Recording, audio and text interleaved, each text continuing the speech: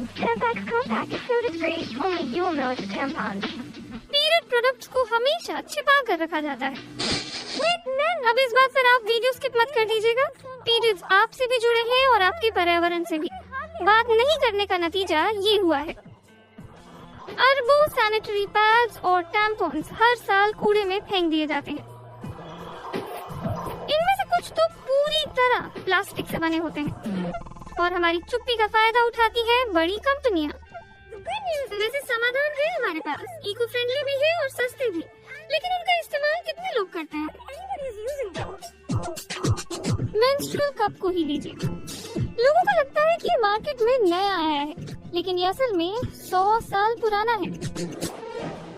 जब रोशनी के बल्ब की खोज हुई, उस दौरान मेंस्ट्रुअल कप का भी पहला ख्याल उभरा था।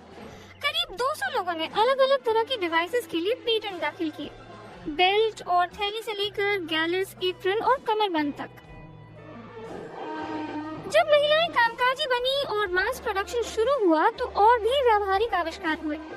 पैड्स, कप और टैम्पॉन बाजार में उतारे गए। पैड एलीट तबके की पसंद बन गया, खासकर उन लोगों की जो नहीं चाहते थे कि उनकी पत्नी या बेटियां अपने शरीर के अंदर कुछ भी ठूसे। उन्हें लगता था कि इससे उनका कौमार्य भंग हो सकता है। 20वीं सदी का मध्य आते आते उस जमाने के टैम्पॉन और कप होड़ में टिक नहीं पाए।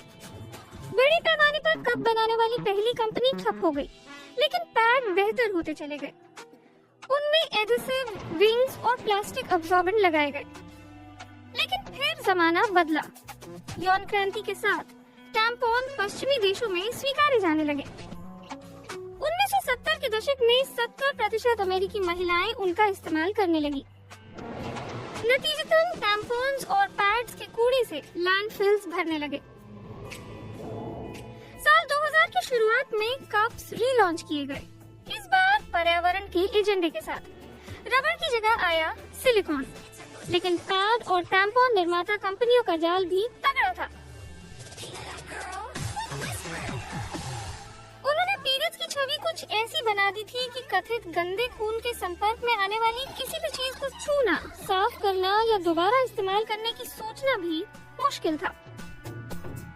इसी लाज, शर्म और विज्ञापन के चक्कर में हर साल अनगिनत टन सैनिटरी सामान फेंका जाता है। हवा, पानी और जमीन में रसायन और माइक्रोप्लास्टिक मिल जाते हैं। एशिया की पितृसत्तात्मक संस्कृतियों में ये शर्म-ओ-हया सबसे ज्यादा नजर आती है, जहाँ माहवारी में महिलाओं को अशुद्ध माना जाता है। 1980 के दशक के मध्य में पैड निर्माता जान गए थे कि सबसे बड़ा बाजार वाकई में कहीं है तो वो गरीब और विकासशील देशों में है। माहवारी वाली दुनिया की 85% आबादी इन्हीं देशों में रहती है। Low and middle income countries.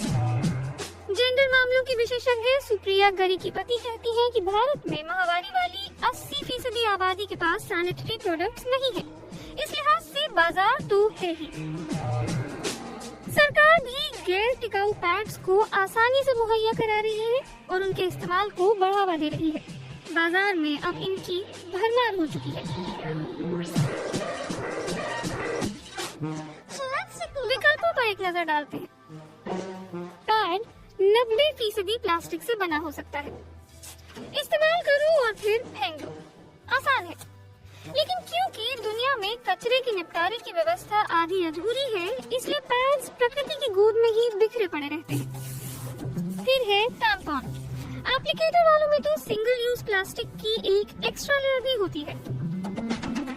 लेकिन बात सिर्फ एप्लीकेटर की नहीं, टैम्पॉन खुद प्लास्टिक की कई परतों से बना होता है, उसे थामने वाली परत से लेकर सूखने वाले हिस्से तक।